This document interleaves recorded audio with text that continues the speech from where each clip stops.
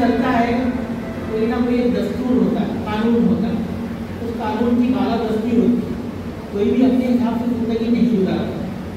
वो जो कानून है, जो दस्तूर है कि भाई मुल्क में लोग जिए तो कैसे जिए, रहे तो कैसे रहे, बोले तो कैसे बोले, चले तो कैसे चले, लोगों के साथ उनका बर्ताव किस तरह का हो, एक दूसरे के साथ वो कैसे रहें, माली मामला उनके कैसे हो, दीनी मामला कैसे हो, मजहबी मामला कैसे हो, ये तमाम चीज़ें सब उस एक किताब में जमा करके रख दिए गए और उसी को दस्तूर हिंद का नाम दिया गया, कॉन्स्टिट्यूशन ऑफ इंडिया।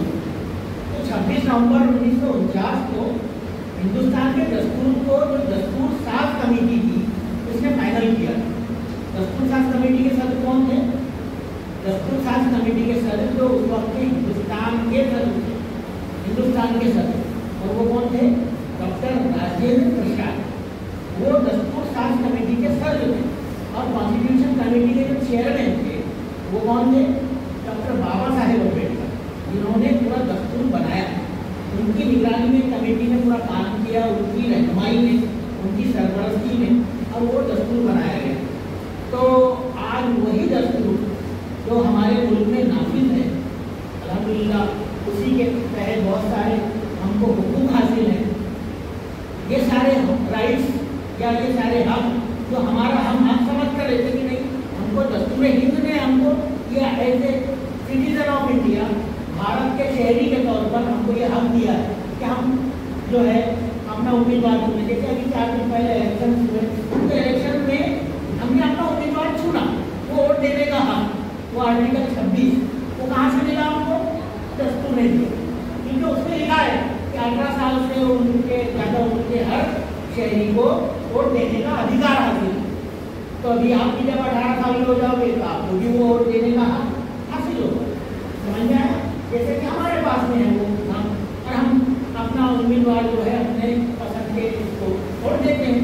तो इस तरीके से ये ऐसे और ऐसे सैकड़ों हुकूक हैं जो हमको हमारे दस्तूर ने दिए। इसी की याद में आज हम संविधान दिवस मना रहे हैं। समझ में आया मैं क्या बोल रहा हूँ? संविधान यानी दस्तूर, यानी हमारा भारत का कानून, भारत का दस्तूर, कॉन्स्टिट्यूशन ऑफ इंडिया। तो हिंदुस्तान के दस्तूर का एहतराम करना, जो कुछ उसमें हमको आज़ादियाँ दी गई उसका इस्तेमाल करना, और जिस चीज़ से उसमें मना किया गया है उससे रुकना, गलत चीज़ों से, मुनाफरत फैलाने से, ये सारी चीज़ों से रुकना। गलत कोई बात नहीं करता, कोई ऐसे मामला नहीं करना जिससे हमको कानून मना करता है, हमारा दस्तूर मना करता है। तो ये तमाम चीज़ों का ख्याल रख के जीना बहैसियत हिंदुस्तान के शहरी की हमारी जिम्मेदारी है। हम ऐसे नहीं कुछ भी जी सकते हैं, किसी को भी कुछ भी बोल सकते हैं क्या? अब मैं आपके रोजमर्रा के मामला पे आता हूँ। अभी जब मना किया जाता है हमको दूसरे के हुकूक का ख्याल रखना है, उसकी आज़ादी का ख्याल रखना है, उसकी अना का, उसके रिस्पेक्ट का ख्याल रखना है, तो आप किसी को भी गाली दे सकते हैं? दे सकते हैं क्या? अरे नहीं दे सकते, क्योंकि ये साफ मना है दस्तूर में। आपके ऊपर केस दर्ज किया जा सकता है कि भाई आपने दस्तूर के खिलाफ में बात। तो ये सारी ये बहुत महत्वपूर्ण चीज़ है। किसी मजहब को बुरा बोल सकते हैं क्या? क्योंकि मजहब ने, हमारे दस्तूर ने मजहब तमाम मज़ाहिब को बराबर के हुकूक दे दिए। उसने कहा है कि भाई हिंदुस्तान का कोई एक मजहब नहीं है, बल्कि तमाम मज़ाहिब यहाँ पर बराबर के हैं। इसके लिए ये सेकुलरिज्म कहलाता है। तो ऐसी बहुत सारी चीज़ें हमारे दस्तूर में शामिल हैं, और इन चीज़ों का ख्याल रखना ये हम सबकी जिम्मेदारी है, किसी एक शख्स की जिम्मेदारी नहीं है। जैसे एक वज़ीर आज़म या सदर जो है वो दस्तूर के मुताबिक चलना चाहिए और चलता है, बिल्कुल वैसे ही तमाम लीडर चलते हैं, वैसे ही तमाम शहरियों को भी उसका अमल करना है, और एक दूसरे के जज्बात का ख्याल रखते हुए, एक दूसरे के एहसास का, एक दूसरे की सहूलतों का, उनकी आसानियों का ख्याल रखते हुए जिंदगी गुजारना है। यह है संविधान। इसका दूसरा पार्ट एक 26/11 एक बड़ा एक दर्दनाक दिन भी है। एक खासतौर से एक ही दिन चुना भी गया 26/11 कि भाई हिंदुस्तान का दस्तूर इस दिन जो है फाइनल किया गया था, और इसी दिन हमारे मुल्क पर मुंबई के साहिल के जरिए एक हमला हुआ, आतंकवादी हमला, और जो बड़ा तारीख बाब है जिसमें कई शहादतें हुई। हमारे मुल्क के कई बड़े बड़े अफसरों ने, पुलिस के सिपाहियों ने जो है अपनी जानें दे दी, उनकी जान चली गई उसमें, वो हमले में। वो आतंकवादी है, वो दहशतगर्द हमला जो हमारे पड़ोसी मुल्क ने हमारे मुल्क पर किया था, और वो एक बड़ी तारीख है, अब क्योंकि उसको बुलाया नहीं जा सकता, तो वो भी उसी दिन इत्तेफाक उसको चुना गया। उसकी वजह क्या थी? कोई इनके दस्तूर की अहमियत को कम किया जाए, लेकिन उसके बाद दस्तूर की अहमियत और बड़ी है, क्योंकि वो दस्तूर के मुताबिक हमारा मुल्क चलता है कि कोई भी इसके यानी कोई ऊट पटांग तरीके नहीं चलता है। और ये दस्तूर की ताकत है कि हम बहुत सारे तरीक़ों से जो है आज जो है हमारी ज़िंदगी को बेहतर बनाने के तरीके ढूंढते हैं। हर शहरी जो है अपनी ज़िंदगी को भी बेहतर बनाता है, साथ ही साथ अपने समाज को भी, अपने मुल्क को भी, अपने शहर को भी बेहतर बनाने के लिए काम करता है। अब वैसे शहरी हमारी क्या जिम्मेदारी है, इस पर भी हमको गौर करना चाहिए, छोटे बच्चों को भी और ये बड़े वालों को। मैं सबके लिए बोल रहा हूँ कि हम सिर्फ यूँ ही आए जाए, ऐसा नहीं। सबसे पहली जिम्मेदारी है कि अपने आप को बेहतर बनाए। तो बुनियादी चीज़ हो, अपने आप से कोई काम शुरू होता है।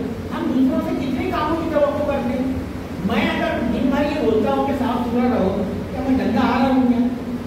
नहीं आ रहा हूँ ना। आप मेरे उंगलियों को देख सकते हो पहले।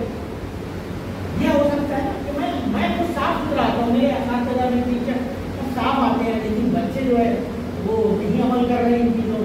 इतनी शर्मिंदगी है, कितने अफसोस की बात है। तो मेरा आपसे ये कहना है कि देखो, जब हम कोई काम दूसरों को बोलते हैं तो हम पहले उस पर अमल करने वाले बने, और अल्लाह ताला भी ऐसे ही रवैये को और ऐसे ही तरीके को पसंद करता है। ऐसे लोगों को पसंद करता है कि जो कहने से पहले खुद उस पर अमल करते हैं और आगे बढ़ते हैं।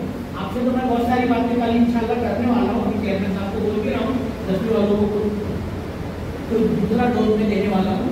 लेकिन यहाँ पर मैं जो जनरल दस्तूर के दिन के ताल्लुक से जो बात बता रहा हूँ कि हम बेहतर वो करें जो हम पहले दूसरों को बोलने वाले हैं उस पर अमल करके बताएं, अच्छा बने, दूसरों को नुकसान ना पहुँचाएं, मुल्क के लिए बेहतर काम करें, शहर के लिए बेहतर काम करें, सफाई का इंतजाम करें, खुद साफ सुथरे रहें, अपने शहर को साफ सुथरा बनाएं।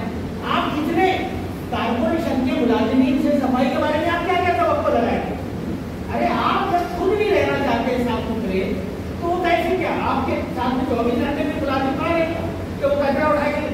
आप देखते जाए खिड़कियों में से, अपनी बालकनियों में से, अपने घर के बरांडों में से, अपने स्कूल में से, अपनी दीवारों पर से, ये सब देखते जाएंगे। तो जब कोई 24 घंटे आपके साथ कोई सफाई के लिए खड़ा रहेगा और आप मिले देते हैं कि वो कारपोरेशन या वो महकमा सही काम नहीं करता है।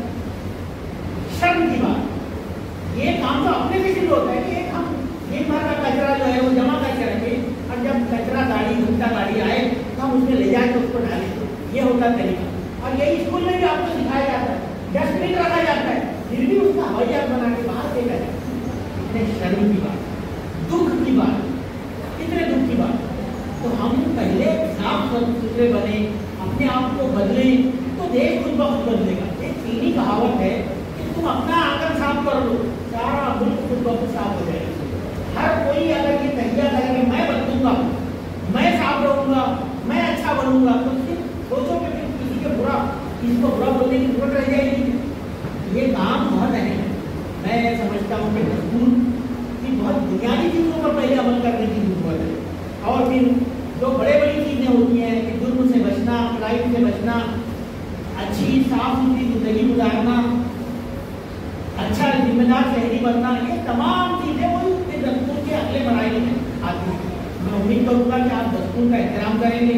हम आज शहीद दिवस भी मना रहे हैं, शहीद दिवस इसलिए तो वो जो हमला हुआ था, जो 26/11 का, उसमें हमारे कई बड़े बड़े अफसर, IAS लायक अफसर थे, वो जैसे वो हेमंत करकरे साहब थे, अशोक कामते, ऐसे कई बड़े अफसर थे जो IPS अफसर थे और वो असासा होते हैं मुल्क का, वो शहीद हो गए, उनकी जान चली गई थी बेचारों की, वो देश की इज्जत को बचाते बचाते। तो इसलिए हमको उनको ऐसे याद करना चाहिए।